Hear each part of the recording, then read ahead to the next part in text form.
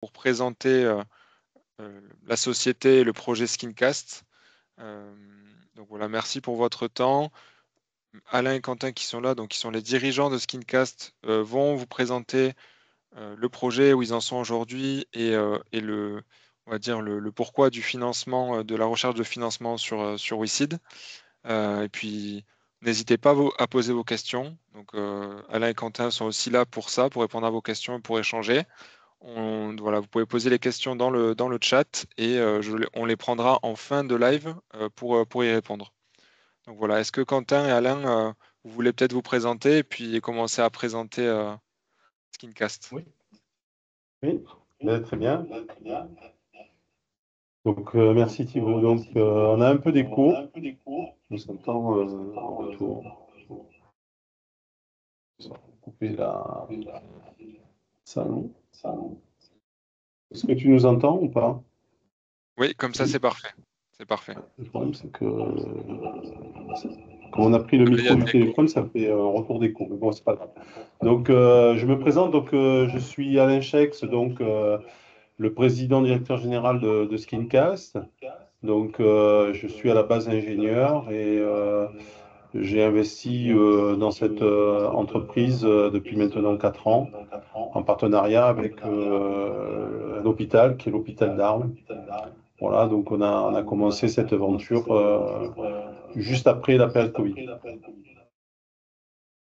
Et bonjour à toutes et à tous, je m'appelle Quentin Fabre. Aujourd'hui, je suis directeur adjoint, donc bras droit d'Alain sur toute la partie administrative et en formation, je suis ingénieur informatique en formation. Donc sur Skincast, je vais m'occuper de toute la partie réglementation et technique sur les processus d'impression sur les imprimantes 3D. Voilà, bon,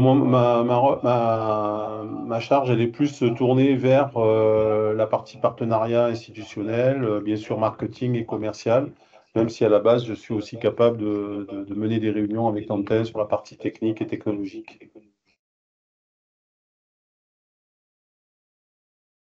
Donc, je pense qu'on peut commencer à vous présenter notre solution Skincast avec justement notamment le montant cible recherché qui est de 500 000 euros. Et donc, on va pouvoir vous présenter voilà, l'origine de l'innovation avec les différentes problématiques pour aller jusqu'à la justification du montant cible recherché et l'utilisation qu'on va pouvoir en faire par la suite. Le contexte auquel on s'est attaché avec Skincast, en fait, c'est de trouver une solution à la problématique de la contention qui aujourd'hui est encore beaucoup réalisée avec le plâtre de Paris. Et dans la plupart des cas qui ont été qui ont essayé de se substituer au plâtre, on trouve aujourd'hui des moyens d'immobilisation qui sont pas du tout performants. Donc, on a été questionné il y a maintenant 3-4 ans par des chirurgiens de l'hôpital d'Arles pour trouver une solution qui pourrait, avec l'impression 3D, remplacer le plâtre. Et on a commencé à se pencher sur le problème. Et on a réalisé pas mal de prototypes et d'essais pendant 2-3 ans. On a fait des tests, des études cliniques pour arriver à une attelle qui est aujourd'hui quasiment parfaite dans ce qu'attendent les médecins, les chirurgiens orthopédistes, ou que peut attendre aussi le patient en termes de confort et en termes de qualité de vie. Après, tout en étant immobilisé. Voilà, donc vous voyez sur les photos ce qu'on peut avoir comme moyen d'immobilisation, des systèmes qui sont bien souvent assez archaïques. Le plâtre de Paris, c'est quand même pas quelque chose qui est récent, c'est quelque chose qui a plus de 200 ans. Certes, ça fait le job, mais en termes de confort, c'est une horreur pour le patient, quoi.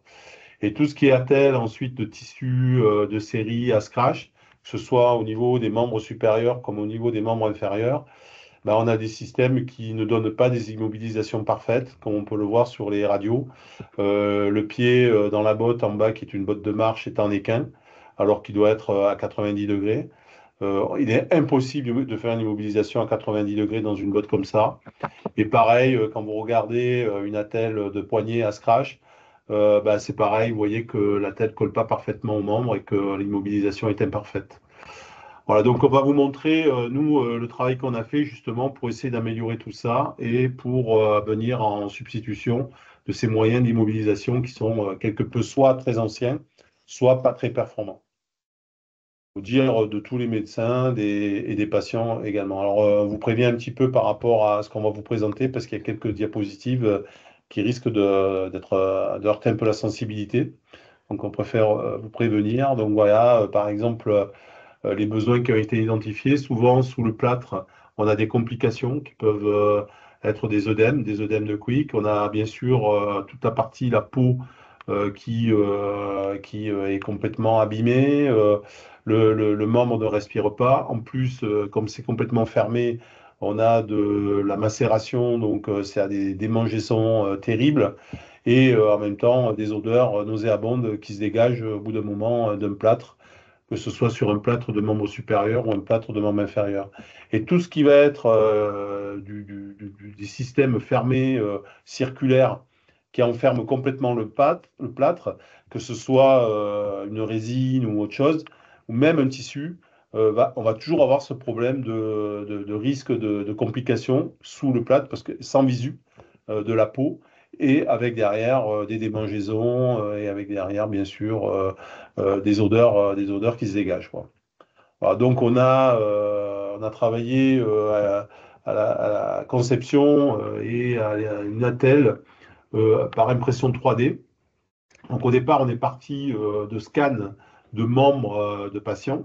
On a fait à peu près 2 à 3 000 scans qui ont permis d'identifier à peu près la morphologie des patients suivant leur gabarit. Et on a commencé à imaginer tout un tas d'attelles, d'orthèses, qui permettent de répondre à des besoins médicaux particuliers, que ce soit l'immobilisation d'un poignet suite à une fracture ou une entorse, immobilisation coup de poignet, ce qu'on appelle un BABP, immobilisation d'une jambe, d'une cheville, donc ce qu'on appelle une botte.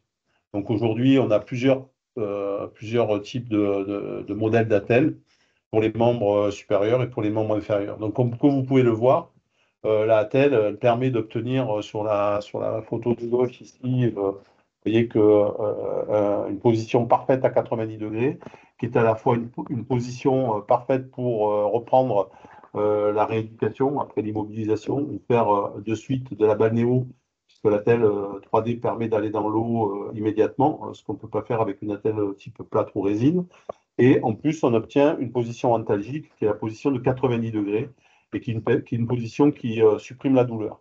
Beaucoup de gens sont hyper soulagés quand on leur enlève une botte ou un plâtre, dans lequel ils ont vraiment mal parce qu'ils ont une position d'Iternéquin, donc qui n'est pas à 90 degrés, mais avec une angulation de 100, 110, voire 120 degrés. Et donc, du coup, ils ont mal. Et quand on revient aux 90 degrés avec la thèse Kimcast, du coup, ils sont complètement soulagés et ils n'ont plus de douleur. Là, vous voyez également une attelle de poignet qui épouse parfaitement la morphologie du membre supérieur du patient.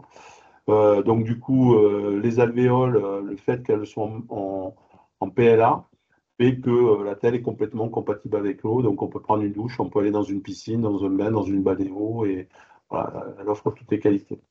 Alors, le gros avantage, c'est que le matériau qu'on a utilisé est un matériau qui est thermomoulable, donc qui permet à partir du moment où on le place dans un four de devenir complètement mou et de le mouler sur mesure sur le membre du patient.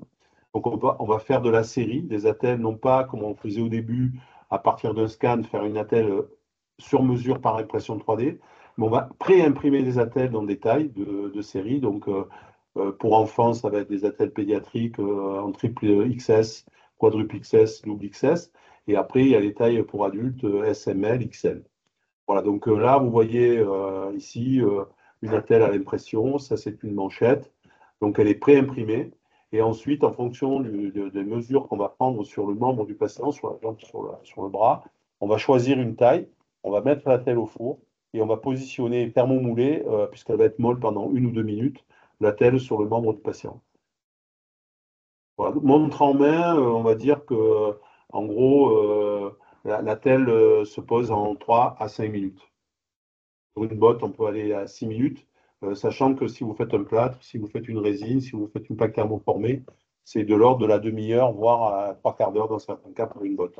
Donc, au niveau des urgences en particulier, c'est un gain de temps considérable, sachant qu'on a des gros problèmes d'engorgement au niveau des services des urgences dans les hôpitaux ou les cliniques. Donc, vous voyez ici le positionnement de SkinCast par rapport à tous les autres systèmes de contention. Donc, le plâtre qui est en haut, là, sur le tableau. Donc, depuis les urgences jusqu'à un suivi médical. Et la telle SkinCast en bas, vous voyez, qui couvre un suivi patient quasiment du début de son trauma jusqu'à la balnéo, jusqu'à la guérison, jusqu'à ce que l'immobilisation soit terminée.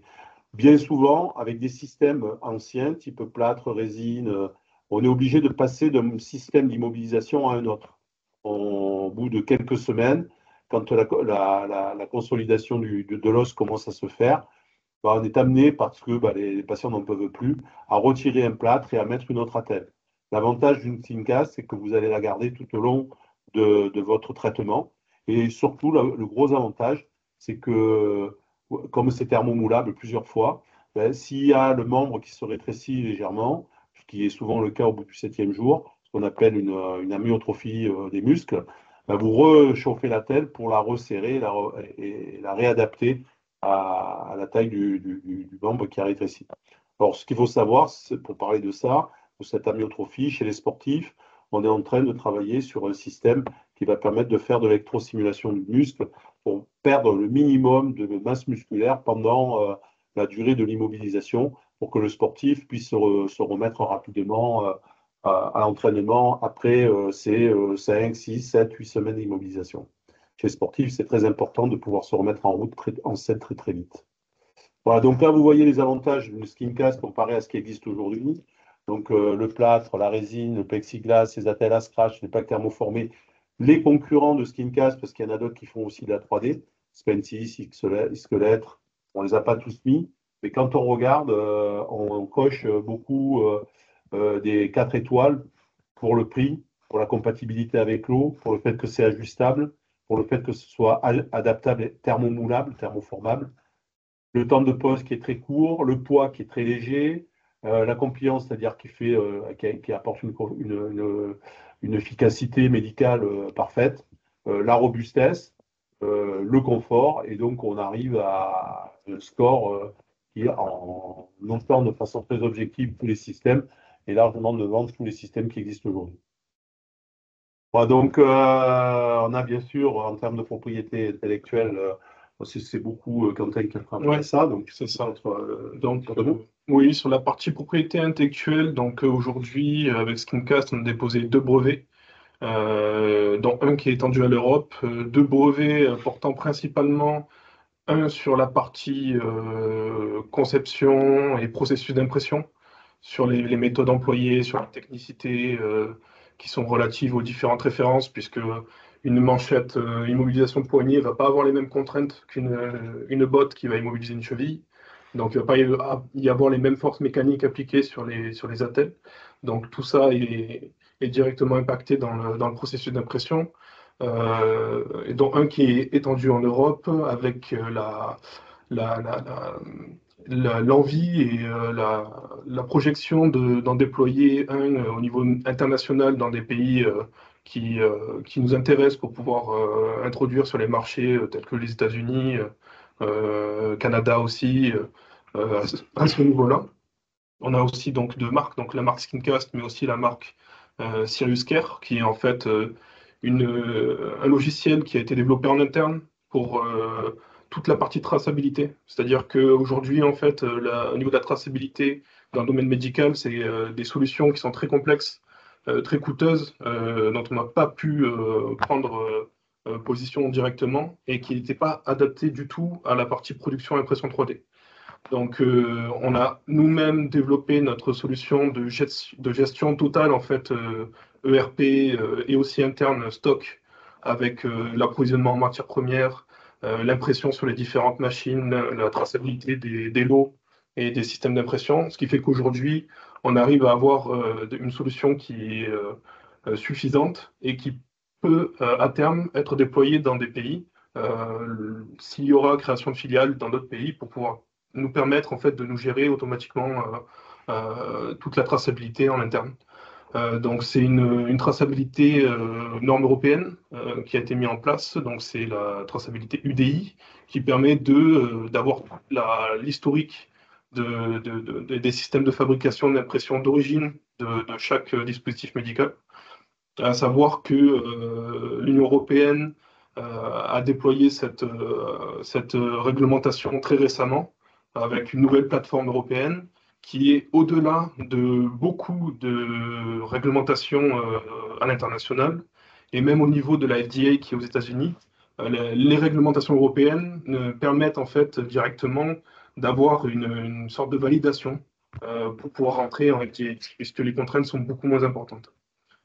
Et donc à ce niveau-là, voilà, tout au niveau de l'Europe, on est renseigné en termes d'exportateurs et de fabricants, ce qui nous permet beaucoup plus facilement d'intégrer de nouvelles références et d'obtenir facilement, grâce à l'assurance maladie et la NSM, des codes LPP qui nous permettent de rembourser nos attelles selon la marque Skincast, et d'avoir accès plus facilement en fait à des systèmes de remboursement auprès des orthésistes, auprès des hôpitaux, et dans un futur proche, comme on va pouvoir vous en parler un peu plus tard dans la présentation, des pharmacies.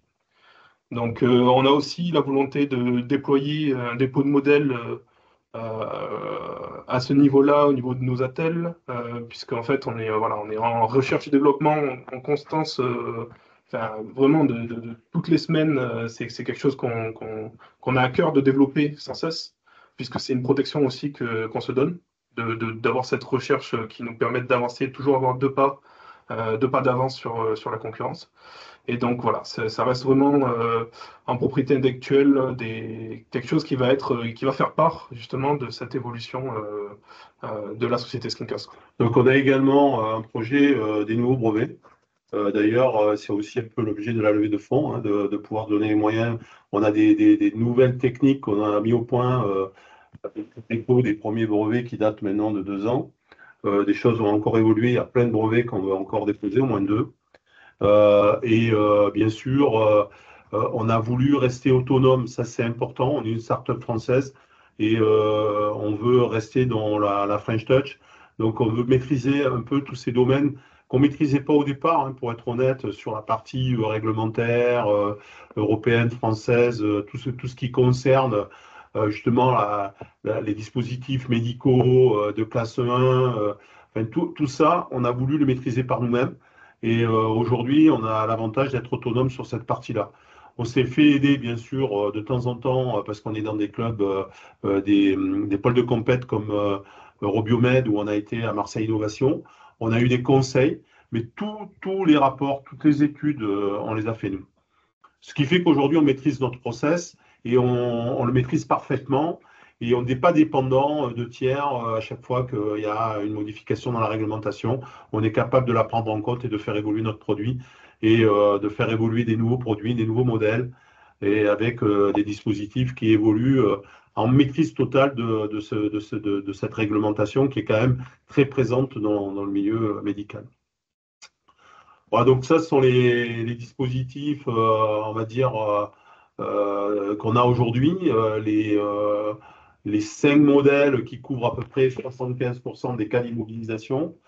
Donc il y a la manchette, dite manchette poignet, pour les fractures ou les entorses de poignet, avec ou sans angulation, puisque par le thermoformage, on a la possibilité de mettre une angulation qui est prescrite par le chirurgien ou par le médecin. Souvent, les positions antalgiques sont les positions au repos. Donc l'angulation, souvent sur une immobilisation de poignet, c'est une immobilisation à 15 degrés. L'angulation à 15 degrés, parce que quand on est au repos, la main n'est pas droite, elle n'est pas comme ça. Alors il y en a qui immobilisent droit, mais en réalité, la vraie position, c'est ça. C'est un petit angle, et là, la main est au repos, le poignet est au repos, et c'est antalgique. Ça permet aussi d'enlever des douleurs, et surtout de gagner en temps de rééducation après derrière. Vous avez l'immobilisation coup de poignet, donc ça c'est le BABP, et on est dans ce cas-là dans une immobilisation complète du coude. Donc on travaille aussi sur des BABP dynamiques, avec la possibilité de changer l'angle parce que après, dans le temps, on peut changer l'angulation de l'immobilisation et avoir des mouvements qui progressivement permettent au bras de retrouver tout son mouvement complet. La botte donc cheville, donc c'est pour le membre inférieur. Et puis les manchettes dites poignet-pouce qui immobilisent pour tout ce qui est entorse au niveau du pouce, entorse ou fracture, parce que dans ce cas-là, il faut non seulement immobiliser le poignet, mais aussi le pouce. Et il y a même là, dans certains cas, que l'immobilisation du pouce, c'est-à-dire ce qu'on appelle le gant même pouce, où là, on a peu de matière, on n'a que le pouce qui est immobilisé, pas le poignet, parce que le poignet n'est pas malade, n'est pas atteint. Alors, on a également des systèmes palmaires qui sont également référencés dans la codification des codes de la SPPR au niveau de la sécurité sociale, et la tomine qui permettent de faire des immobilisations quand on a des fractures du cinquième, on appelle la fracture du coup de poing, ce genre de choses. On est obligé d'utiliser une angulation spéciale et d'immobiliser soit les 2 doigts, soit 3 doigts, soit 4 doigts. Alors, on a toutes les possibilités. Alors, il faut savoir qu'on est sur des tailles et qu'on peut donc thermomouler pour s'adapter avec une taille qui va correspondre au gabarit du patient. Et donc, c'est par thermomoulage qu'on fait du sur-mesure. Mais on peut faire aussi, dans certains cas, du sur-mesure sur mesure. C'est-à-dire, on fait le scan, donc scan avec TechMed 3D, on fait scan du membre, et là, on imprime la telle sur mesure. Mais en termes de débit, de flux, c'est long, une impression de 3D, même si on prend des techniques d'impression de 3D rapide, on est quand même en plusieurs heures, donc on ne peut pas attendre que le patient ne peut pas patienter pendant 3, 4, 5 heures que la telle sorte de l'imprimante pour pouvoir les positionner. Donc c'est vraiment dans des cas de hors gabarit, on va dire, ou sur des typologies, par exemple pieds beaux, on a fait des pieds beaux sur des enfants, on a plusieurs immobilisations progressives à programmer sur plus de 3 à 9 mois, où là, on va faire du sur-mesure avec le scan. Mais sinon, dans 99% des cas, le sur-mesure à partir de la tête de série, déjà avec des tailles et le thermomoulage grâce au four, couvre 99% des cas d'immobilisation. Voilà, donc on a aussi de nombreux témoignages, parce que ça fait quand même presque maintenant 3 ans qu'on pose des attelles. On en a posé en test clinique pendant un certain nombre de temps. Ça nous a permis, tous ces tests cliniques, de faire des allers-retours. Donc, vous savez que l'innovation, c'est par les allers-retours entre le Fab Lab, qui était longtemps notre atelier, c'était un Fab Lab, et le Living Lab, qui en fait est l'hôpital avec lequel on a travaillé. Donc, ça a permis d'être en échange permanent entre les équipes de chirurgiens, les équipes d'orthésistes et les ingénieurs de Skincast, qui a permis d'arriver quasiment à un système quasi parfait, parce que pendant 3 ans, on a fait ces allers-retours. Et c'est de ces allers-retours qu'est née la simplicité de la telle et toute son innovation. Et on continue d'ailleurs à répondre aux demandes de cas particuliers de chirurgiens, parce que c'est ce qui permet au cas particulier de devenir après une attelle de série, une attelle, on va dire, standard qu'on peut proposer à d'autres établissements ou à d'autres chirurgiens. Parce que bien que les chirurgiens aient tous un peu leur méthode propre qui leur appartiennent, en réalité, il y a des troncs communs énormes. Quand vous avez répondu à une demande très précise d'un professeur ou d'un chirurgien, il va la valider et peu de temps après, vous allez la proposer à d'autres chirurgiens et vont dire ouais, je la prends aussi. Parce que, en fait, même si le corps humain et la médecine n'est pas une science exacte, il y a quand même beaucoup de choses qui se ressemblent d'un patient à l'autre. Donc, on est même sur des systèmes maintenant qui vont vers la botte de marche. C'est-à-dire qu'on a mis en place un système sous la botte qui permet soit de faire, on le voit d'ailleurs sur la photo de droite, c'est pas une atteinte récente celle-là, mais on a des systèmes de talonnettes qui permettent de poser la jambe à 90 degrés plutôt que de poser le talon. Et ça, c'est énorme, parce que quand la personne s'assoit, elle pose sa jambe sur cette talonnette. Et la talonnette est placée à un endroit qui oblige aux pieds et aux genoux et à la cheville de faire du 90 degrés. Donc, du coup, c'est la position parfaite au repos. Donc, ça évite d'avoir ce que font beaucoup de gens quand ils ont un plâtre, de poser la jambe sur le talon, donc sur le plâtre avec le talon. Et donc, du coup, la jambe n'est pas du tout à 90 degrés et c'est c'est pas du tout recommandé, quoi. Voilà, donc je peux te laisser commenter cette info. Donc, pour commencer à parler d'une partie un peu plus économique, donc, on a estimé le marché français aujourd'hui, en 2024, sur une taille de 450 millions d'euros de marché potentiel. Donc, ça va être directement lié à tout ce qui va être plâtre, poste de plâtre résine et de l'orthopédie en général. Donc aujourd'hui, avec Skincast, on cible un marché atteignable d'après nous À court terme. à court terme d'un montant de 15 millions d'euros, avec une portée beaucoup plus importante pour atteindre jusqu'à 60-70 millions d'euros sur le marché français seulement. Et Pour rentrer, voilà, c'est ça, un peu plus dans le détail de notre modèle économique. Donc aujourd'hui, sur nos attelles, en moyenne, on va parler de toutes les références confondues. On va faire une moyenne sur le prix de vente d'une attelle Skincast par secteur. Donc, à commencer par les pharmacies, où justement là, on a besoin d'avoir un respect de marge avec le pharmacien et les différentes officines, sur la proximité aussi avec les patients. surtout qu'ils ont compétence par des dérogations pour être orthésiste. Ils peuvent avoir un début en 15 jours, Tout à fait. ce qui leur permet aujourd'hui de poser des attelles sur mesure, sauf que, excusez-moi, les attelles sur mesure nécessitent d'avoir des savoir-faire que les pharmaciens n'ont pas toujours. C'est ça. Excusez-moi, j'ai un peu je suis un peu pris. Et du coup, les pharmacies ont la possibilité de faire du sur-mesure grâce au Skincast, parce que la Skincast est déjà préformée et qu'ils peuvent faire du sur-mesure avec sans forcément avoir les compétences très pointues qu'on doit avoir quand on est orthésiste pour faire de la plaque thermoformée. C'est ça. Et donc après, on va avoir directement accès à la partie hôpitaux. Donc selon les hôpitaux, selon les groupements, on communique directement par les pharmacies, service achat.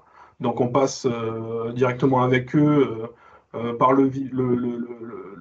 la loi en fait qui nous permet, du fait qu'on soit un dispositif médical innovant et qu'on ait des brevets déposés avec une concurrence indirecte en France, on peut passer de gré à gré avec les hôpitaux.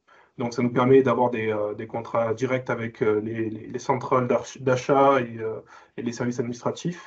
Et on a aussi notre partie qui va être justement du B2C, où on va mettre à disposition des attelles au service des hôpitaux et en fait on vient se faire rembourser directement par la suite.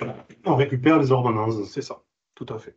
Et donc, on fait la partie donc, des orthésistes qui reste du B2B, mais lié orthésistes, où on vient ensuite voilà, fournir un stock d'attelles à l'orthésiste avec un kit de four, une formation. Donc, à chaque fois, les formations sont dispensées, sont obligatoires pour qu'ils puissent ensuite poser nos attelles.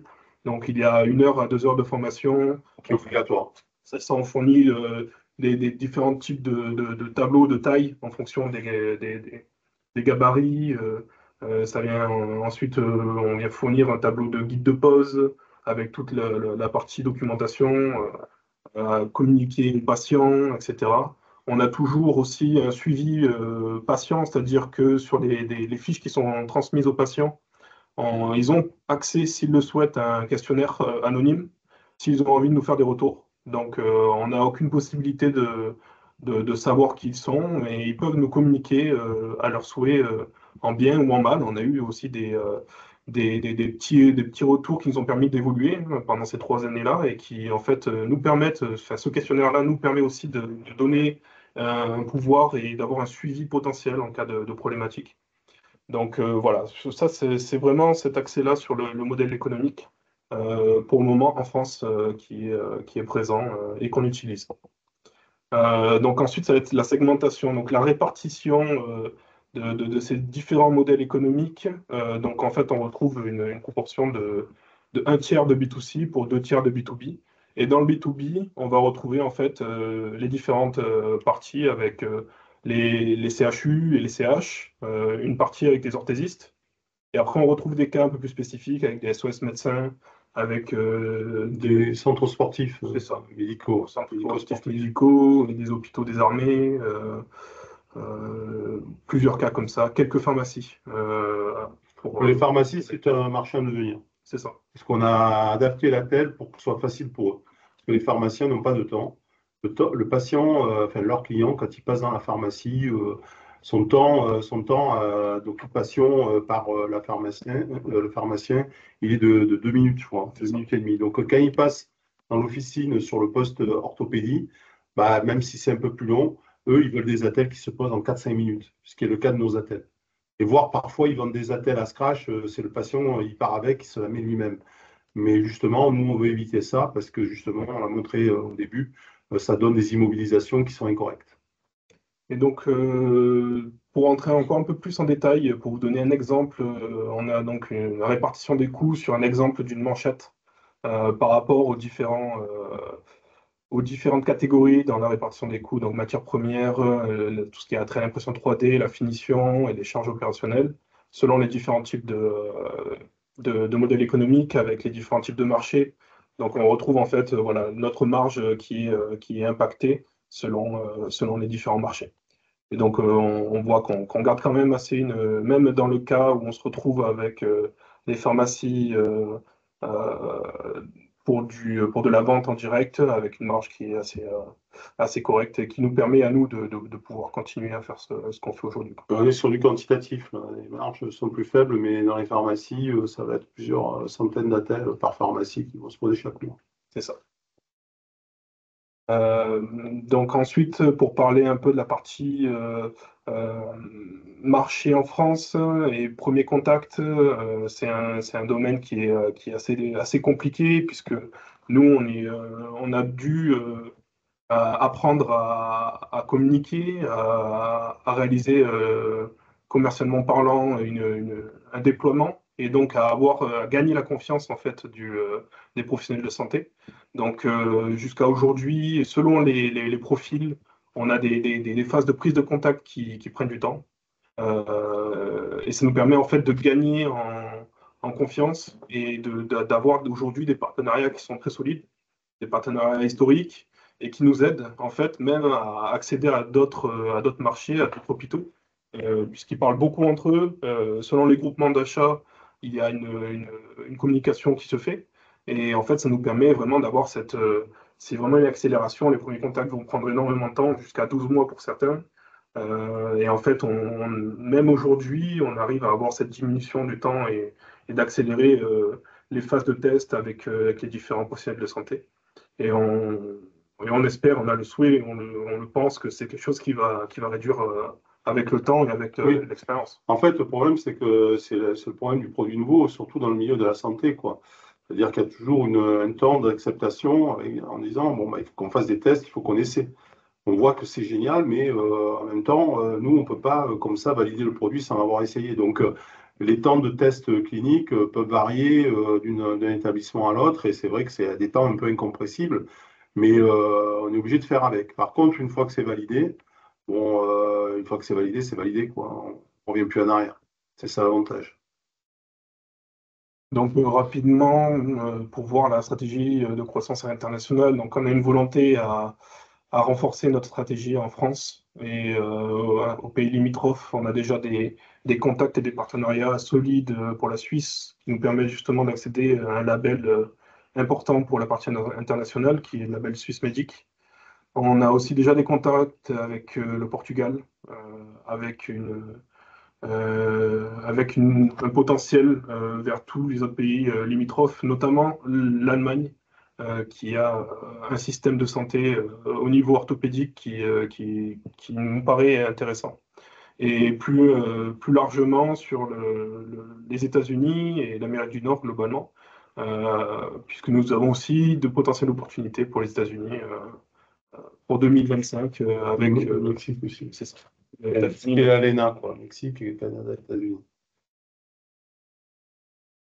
Donc, compétitivité de la solution Screencast, donc c'est vraiment voilà, les trois piliers de confort, la partie économie viable et la partie adaptabilité. Donc, ça va être surtout pour la partie professionnelle de santé, avec des gains de temps, des gains de stockage, puisque les attelles de série qu'on a, elles sont non latéralisées, c'est-à-dire qu'il n'y a pas de côté droit ou gauche.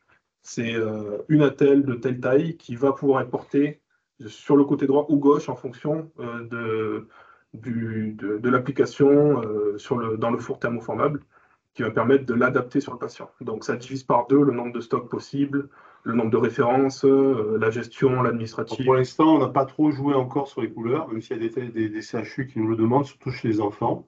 Donc c'est vrai que ça va demander un peu plus de gestion de stock, mais on a effectivement l'avantage de pouvoir choisir la couleur. Pour l'instant, on est resté sur du noir, parce qu'on a trouvé que c'était la couleur la plus neutre pour passer un peu partout. Mais à terme, on donnera aux patients le choix de la couleur. Alors c'est vrai que le choix de la couleur peut avoir aussi une incidence sur le prix. Parce que il y a zéro reste à charge pour le patient, puisque c'est entièrement remboursé, du moins en France, par la sécurité sociale et par la mutuelle. Mais si on fait un petit peu de coquetterie, comme une couleur un peu particulière, il est possible que ça soit un reste à charge pour le patient, quoi. Donc pour vous parler de l'équipe fondatrice, membre clé, donc Monsieur Anachex, CEO de Skincast, Monsieur Théo Curabec, qui est donc infographiste 3D, qui va s'occuper de toute la partie modélisation, qui s'occupe avec moi de la partie recherche et développement, et, euh, et de cette partie aussi des réseaux sociaux, pour le moment, étant une équipe assez restreinte. Et on retrouve aussi donc Clément Chaud, qui est chargé de développement et de relations avec les différents distributeurs, les différents centres hospitaliers, qui nous aident sur toute la partie retour à SAV. Il organise les staffs, voilà, il est vraiment très, très dynamique. Et moi, souvent, je complète toute la partie partenariat. C'est moi qui établis les partenariats avec les structures, que ce soit établissements publics ou privés. Et je vais en renfort sur des staffs où c'est un peu costaud parfois, avec 20 personnes autour de la table, avec souvent plus de la moitié qui sont des chirurgiens. Donc, ils n'ont pas toujours des questions faciles, mais on s'en sort bien. Même si à la base, on n'est pas le domaine de l'orthopédie. Donc ça, c'est vraiment un peu pour résumer toute la partie expertise de Skincast. On a déjà beaucoup d'avancées sur la partie, comme a pu le dire Alain, réglementaire, avec toute la partie justement recherche qui est réalisée en interne pour la partie marquage CE, gestion plateforme européenne et autres systèmes de régulation, les différents codes LPP, une traçabilité en interne avec une solution logicielle qui est propriétaire et qui est amenée à être évoluée aussi en interne. Euh, et donc après, toute une partie avec les validations des essais cliniques, une volonté aussi de réaliser, on va pouvoir le voir par la suite, de réels tests cliniques en partenariat avec des CHU. Alors, juste un point important aussi en termes de compétences et savoir-faire. Il y a une personne qui apparaît pas sur le slide de l'équipe, c'est Jean-Michel. Jean-Michel Laporte, c'est notre formateur. En fait, pour l'instant, il est formateur, on va dire, intervenant vacataire, mais dans le but qu'ils soient recrutés. Parce que pour nous, la formation est essentielle dans la mesure où un dispositif médical se pose sur du vivant, sur de l'humain. C'est pas le montage d'une table ou d'un fauteuil Ikea, quoi. Mettre une attelle sur un patient, derrière, il y a une personne qui va être immobilisée pendant plusieurs jours, voire plusieurs semaines. Donc, il y a toute une formation qui est hyper importante. Donc, on va mettre en place, et c'est déjà le cas, une notion de certification. Et seuls les orthésistes et seuls les praticiens dans l'hôpital qui auront suivi la formation avec les piqûres de rappel qu'il y aura besoin chaque année seront habilités à poser des skincasts. Donc on retrouve une petite carte qui représente en fait nos localisations, où on peut, en tant que patient, se faire poser une attelle Skincast, prescrire et poser. Certains établissements n'apparaissent pas car en fait ici, ça permet aux personnes qui se posent des questions au sujet de nos attelles de pouvoir contacter et prendre rendez-vous pour se faire poser des attelles. Donc il y a des centres, notamment cliniques privées ou hôpitaux publics qui ne sont pas présents. Mais on peut citer le CHU de Montpellier ou Lyon, Metz. Metz aussi. Metz, il y a Nantes, Nantier. Sans parler voilà, d'autres pays qui nous utilisent. Ensuite, partie donc voilà, projection financière, rentabilité future.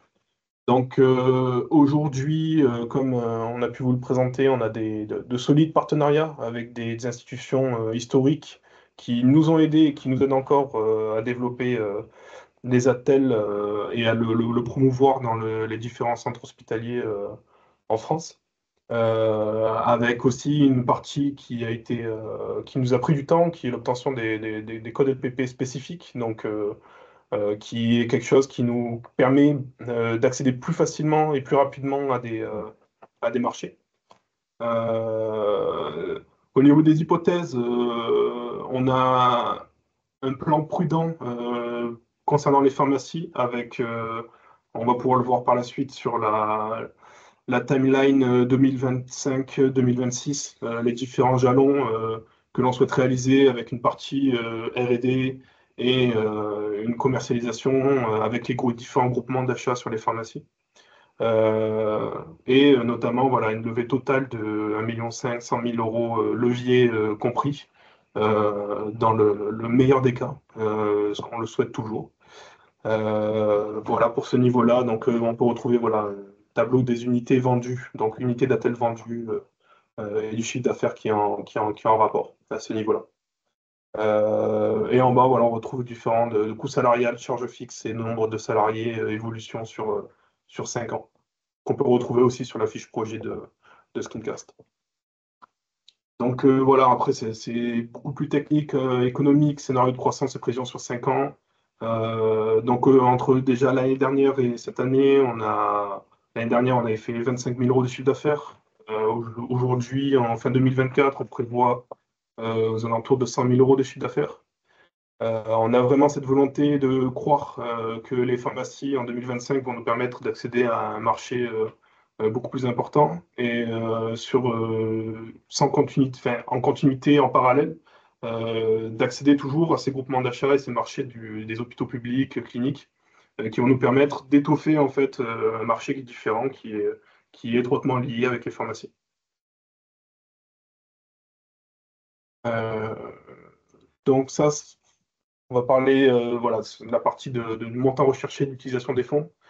Principalement, il va s'agir d'une partie recrutement pour pérenniser certains postes, nous permettre de nous soulager sur des postes qui sont beaucoup plus techniques, logistiques, pour libérer du temps pour pouvoir directement travailler c'est ça, sur la partie commercialisation, marché, administratif et réglementation, qui sont des pôles importants et sans oublier la partie R&D, qui va être un pôle qui sera en constante évolution et qui va nous permettre de continuer à être sur le devant de la scène par rapport à nos concurrents. Cet objectif aussi, certification et réglementation avec toute la partie FDA aux États-Unis qui va directement impacter Canada, Mexique, mais aussi la partie le reste du monde. C'est ça, le reste du monde et des essais cliniques qu'on aimerait réaliser en partenariat avec des CHU sur la partie universitaire. Voilà. On a été très sollicité sur la partie internationale, mais justement, on a un petit peu mis on va dire les contacts sont. Moi, j'étais au Sénégal la semaine dernière, hein, par exemple, pour rencontrer une clinique privée. J'ai été au Ghana, on est voilà, plusieurs fois, on a eu des contacts avec Portugal. Donc, mais on attend la levée de fonds pour pouvoir, on va dire, être à la maîtrise de certaines choses en termes de données financiers. Parce qu'aller à l'international sans avoir les moyens d'y aller, c'est plus casse-gueule qu'autre chose. Donc, on veut vraiment le faire dans de très bonnes conditions. Moi, j'ai un passé où j'ai énormément développé l'international dans mes précédentes fonctions. Donc, je sais qu'on ne peut pas y aller comme ça. Il faut déjà bien être présent dans son pays pour pouvoir après se développer à l'international. Et là, on est prêt à démarrer sur pas mal de secteurs à l'international avec justement l'approche réglementaire, l'approche, on va dire, médicale et market qui va bien pour être sur des étapes sûres avec un développement sécurisé, quoi. Et donc là, on retrouve la fameuse roadmap pour la prochaine année et cette fin d'année, puisqu'on est en train de réaliser des tests pour essayer d'adapter les attelles qu'on utilise sur les différents marchés qui sont les hôpitaux publics, cliniques et orthésistes, pour une pose beaucoup plus efficace et adaptée aux pharmacies, avec tout ce qui touche à la partie four, packaging, différents Technique de poste. c'est ça, technique de pose, formation et d'adapter les modèles d'attel à la pharmacie. Donc là, on est sur une phase de test et de recherche, donc on fait des modifications en continu pour retrouver, en fait, à partir début 2025, un premier déploiement pour essayer voilà, de réaliser un premier retour sur une échelle, vraiment un nombre de pharmacies sélectionnées pour nous permettre en fait de jauger les choses qui ont été développées. Pour être tout à fait clair, d'un point de vue quantitatif, pour nous, les deux gros marchés qu'on vise et sur lesquels on va se déployer très vite et avec des gros volumes, c'est les services d'urgence. Parce que les services d'urgence, les traumas arrivent et il faut les prendre en charge. Et quand il faut les immobiliser, surtout les urgences aujourd'hui, il suffit de voir les rapports qui sortent tous les jours, quasiment toutes les semaines, sont débordés. Des gens meurent dans les urgences parce que justement, il y a personne pour les prendre en charge. Donc nous, on propose un dispositif qui permet de gagner énormément de temps d'immobiliser quelqu'un, déjà le pré-immobiliser avec une attelle, avec une bonne métro, l'amener à la radio, qui se sent déjà pris en charge parce qu'il a une attelle qui le tient, ne serait-ce que si elle est juste positionnée provisoirement, par la radio. L'attelle est radiotransparente, donc il revient. L'étude de la radio permet de voir si la pose définitive de l'attelle sur le patient. En 4-5 minutes, c'est fait. Il n'y a pas de salle de plâtre à nettoyer. Le patient repart, il est immobilisé. Éventuellement, il y a un rendez-vous qui est pris avec le service orthopédie si un chirurgien doit le voir parce que peut-être une opération est nécessaire dans le lendemain ou les jours qui suivent. Alors, donc, c'est vraiment un système qui est adapté pour les urgences et pour les pharmacies où là aussi le temps est compté et on ne peut pas prendre un patient en charge pendant des heures. Alors, donc, c'est nos gros pôles de développement, pharmacie. Donc voilà, c'était un peu une manière aussi de vous présenter notre solution. Proposition de valeur innovante avec un marché qui est très intéressant et très important en France et à l'international. Un investissement recherché de 500 000 euros, complété par des leviers pour financer des recrutements, la partie R&D. Et donc, voilà, en espérant on va pouvoir répondre à vos questions sans problématique et que vous puissiez avoir eu accès à des informations qui vous ont potentiellement qui vont potentiellement vous amener à investir pour Skincast. Alors, on n'en a pas parlé du tout. Juste pour terminer, effectivement, on a dans notre board Tony Parker. Tony Parker est arrivé par l'effet d'une émission auquel on a participé, qui va être mon associé saison 4. Donc, il y aura probablement un flash qui sera fait encore sur Skincast dans la saison 5, dans la rubrique Que sont-ils devenus? Donc, Tony Parker nous amène aussi à réfléchir à l'immobilisation dans le monde du sport.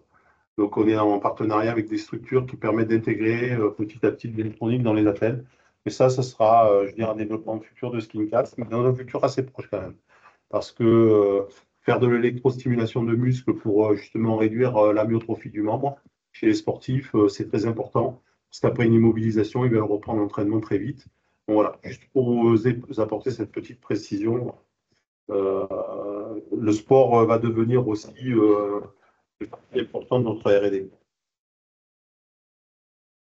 Super. Merci beaucoup Alain et Quentin. Vous m'entendez? Ok.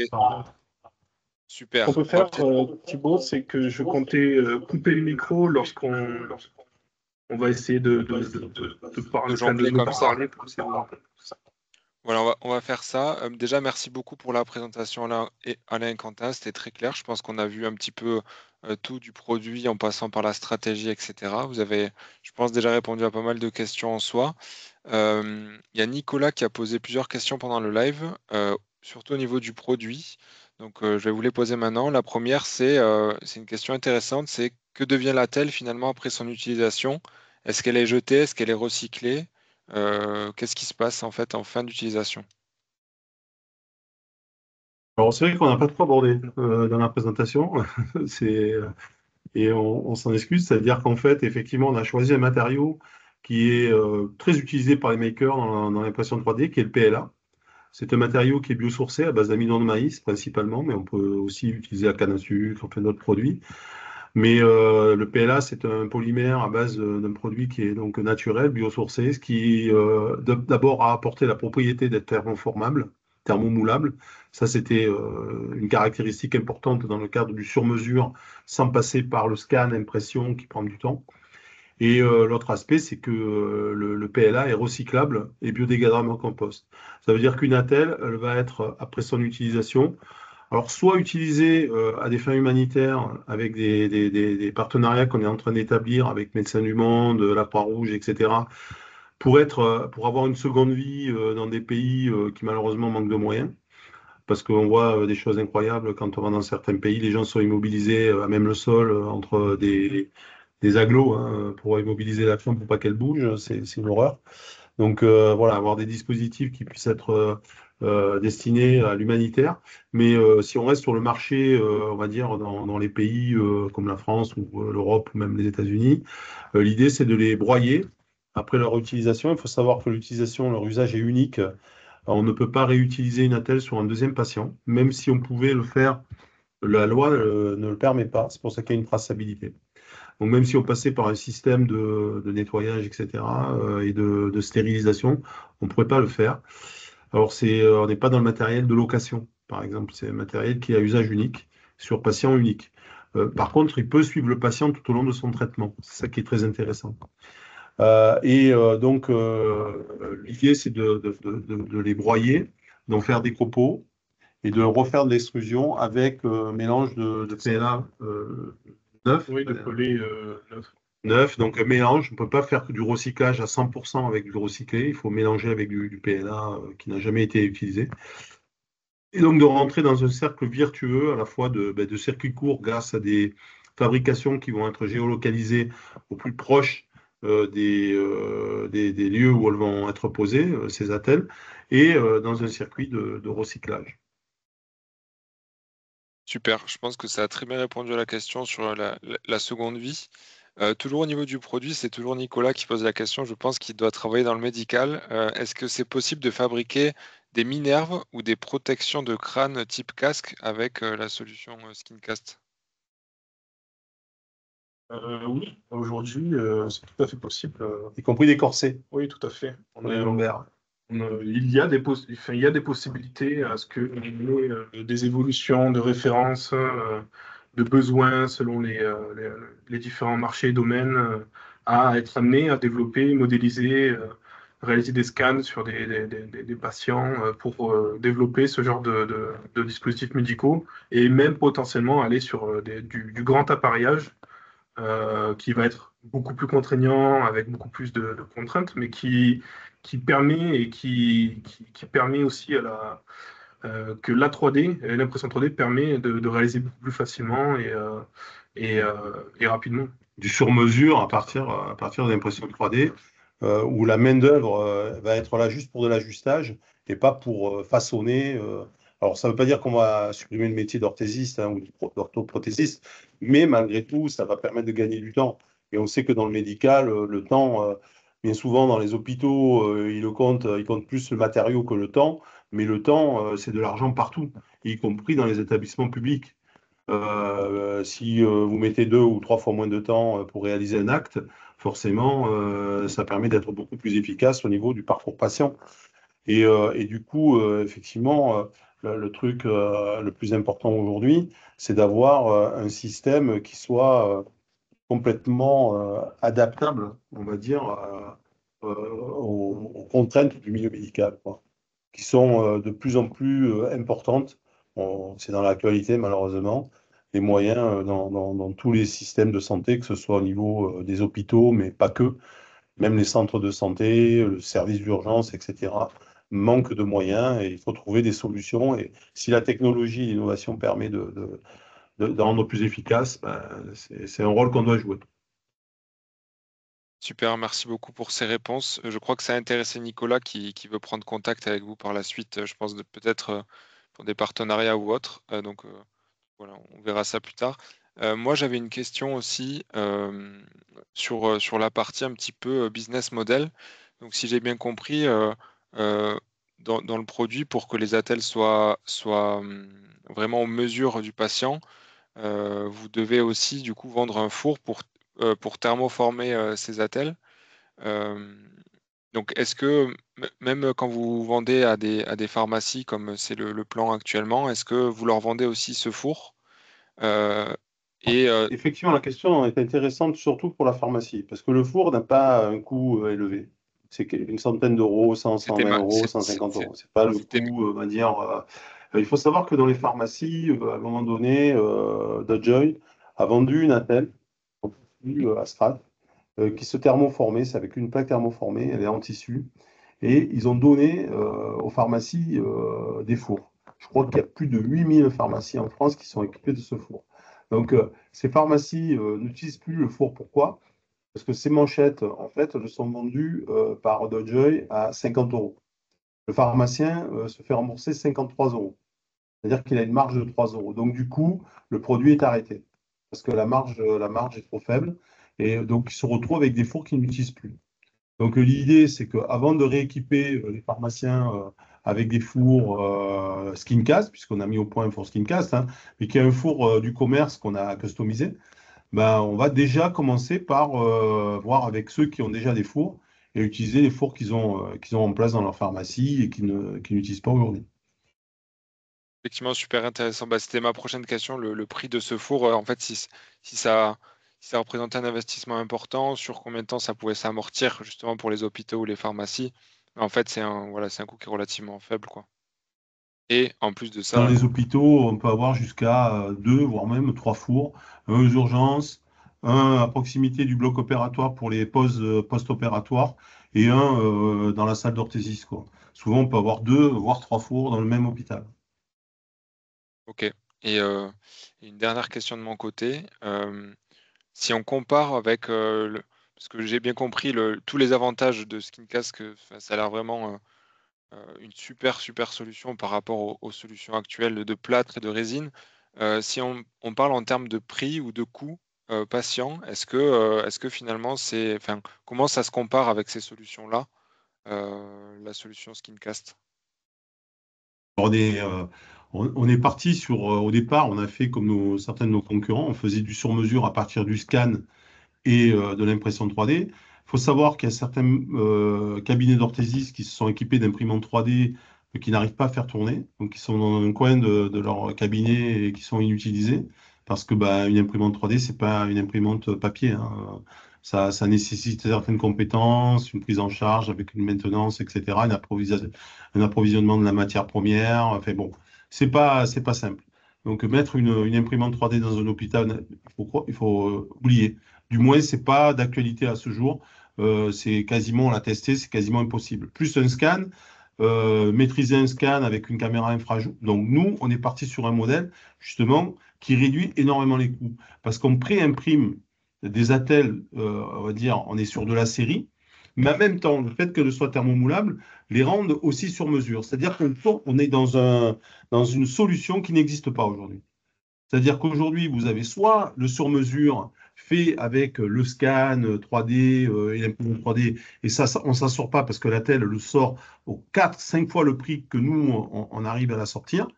Et derrière, vous avez le plâtre, la résine, vraiment, on moule du produit autour du membre du patient pour l'immobiliser. Ça prend un temps fou, c'est archaïque, ça enferme le membre, tout ce qu'on a pu dire au début de la présentation.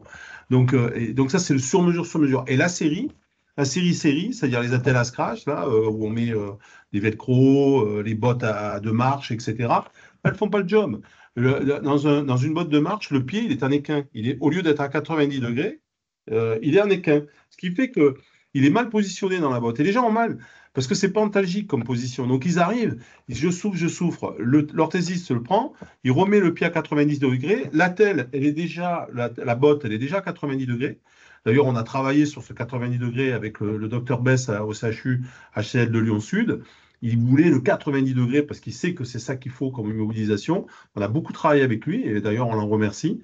Et aujourd'hui, elle est déjà prépositionnée à 90 degrés. Il n'y a aucun système immobilisation aujourd'hui, que ce soit dans la série ou dans le sur-mesure, qui permet de faire ce 90 degrés parfait. Avec une Skincast, vous pouvez. Donc vous avez vous êtes à la fois dans de la série et dans le sur-mesure. On est le seul fabricant d'orthèses et d'attelles à proposer un système comme ça. Aujourd'hui, les dispositifs qui existent, ils sont soit dans de la série pure, avec les problématiques que je viens d'expliquer, soit dans le sur-mesure pur, avec également les problématiques que j'ai expliquées. Super, merci beaucoup, c'est très clair. Je pense qu'on va pouvoir conclure ce live, étant donné que ça fait déjà un peu plus d'une heure qu'on est en live. Est-ce que Alain et Quentin, vous avez peut-être un dernier mot à partager aux Wisider? Écoutez, merci aux présents déjà d'avoir pu assister à cette présentation et pour ceux qui écoutent en ce moment la vidéo ou qui regardent le replay, merci aussi à vous aussi puisque c'est grâce à vous qu'on va pouvoir accéder à pouvoir développer davantage notre solution et, et vous montrer, vous raconter, vous expliquer justement toutes les évolutions qui vont être possibles grâce à vous à l'avenir. Rien que pour ça, merci beaucoup. Merci. Ouais, et moi, je voulais rajouter juste petit quelque chose sur le fait que cette aventure, nous, on l'a mise en route il y a à peu près 4 ans. Et c'est vrai que petit à petit, on s'est rendu compte qu'on était sur un changement de paradigme, en fait, et que on était en train de remplacer quelque chose qui existe depuis plus de 200 ans, qui est le plâtre. Le plâtre avec toutes ses dérives, que ce soit les résines ou autre chose. Et donc aujourd'hui, on est sur un changement de paradigme, en fait. Et participer à l'aventure Skincast, bien sûr, vous l'avez pu le voir au travers des chiffres, ça peut devenir quelque chose de très, très performant en termes économiques et en termes de performance au niveau purement financier. Mais c'est aussi participer à cette aventure de changement de paradigme, de dire, ben, moi, j'ai participé en investissant dans Skincast à ce qu'aujourd'hui, on est des attelles 3D et qu'on n'a plus maintenant quasiment de plâtre. Ce sera peut-être nos enfants ou nos petits-enfants qui le diront, mais on aura participé à ce changement-là et je trouve que c'est noble et c'est une belle, vraiment une très belle aventure. Et c'est pour ça que Tony Parker, d'ailleurs, a décidé de rester avec nous, quoi. Complètement, tu as bien raison de le préciser, Alain. Il y a juste Frédéric qui pose une dernière question et c'est la dernière qu'on prendra et après on pourra clôturer. Donc on revient, donc effectivement, c'est un super projet auquel participer pour tous ces aspects et pour le bien-être que ça peut apporter à plein de gens. Frédéric nous demande quelle est la stratégie de sortie pour les investisseurs. Qu'est-ce que vous avez envisagé pour Skincast dans le futur à ce sujet-là? C'est vrai que c'est une question importante. Je ne sais plus exactement ce qui avait été décidé, mais pour nous, l'idée, c'est de pouvoir avoir une participation au capital avec la possibilité, à un moment donné, bah, de valoriser l'action qui a été achetée aujourd'hui à je ne sais plus combien, 88 euros, bah, que la valo, dans 3, 4, 5 ans, je pense que c'est une sortie à 5 ans, puisse se faire sur la vente des actions qui ont été achetées, qui ont été peut-être multipliées par 10, par 100, si on parle international, quoi. Il y a aussi la partie potentiellement rachat par un laboratoire ou une société dans le domaine de l'orthopédie ou de la pharmacie médicale qui est possible et réalisable, que ce soit en France ou même à l'international. Mais surtout qu'on a déjà des contacts avec des laboratoires. Je crois, c'est peut-être toi, Thibaut, d'ailleurs, qui a eu un de ces laboratoires à qui tu as envoyé des dossiers. Tout à fait. En fait, ils veulent investir et c'est vrai que quelque part, il y a cette possibilité sur un deuxième tour de table d'avoir la possibilité d'ici 3 4 ans d'avoir un second tour de table avec une entrée d'un gros laboratoire, voire plusieurs laboratoires dans Streamcast, quoi. Et à ce moment-là, avec une valo qui sera bien supérieure à ce qu'elle est aujourd'hui, quoi. Là, c'est juste le début de l'aventure, on va dire. On a les marchés, on a les produits qui sont opérationnels, qui sont testés, qui sont cliniquement opérationnels. On a des gros CHU qui ont validé. Voilà, maintenant, il faut du déploiement. Mais on est sur une première valo qui va être démultipliée dans les 3 4 années à venir. Super, merci beaucoup. Merci à tous les WeSeeders pour avoir écouté jusqu'ici. Merci aussi si vous regardez en replay. Voilà, si la présentation vous a donné envie d'investir avec Skincast pour participer au développement de la société, soutenir ce beau projet pour aussi pouvoir, comme disait Alain, remplacer les vieux plâtres et apporter beaucoup de bien-être aux gens. N'hésitez pas à suivre du coup le projet sur la fiche projet WeSeed. Vous pouvez investir, voilà, les accompagner dans leur développement. Et voilà, si vous avez des questions, n'hésitez pas à les poser sur la fiche projet. Je sais qu'Alain et Quentin y répondent toujours très rapidement.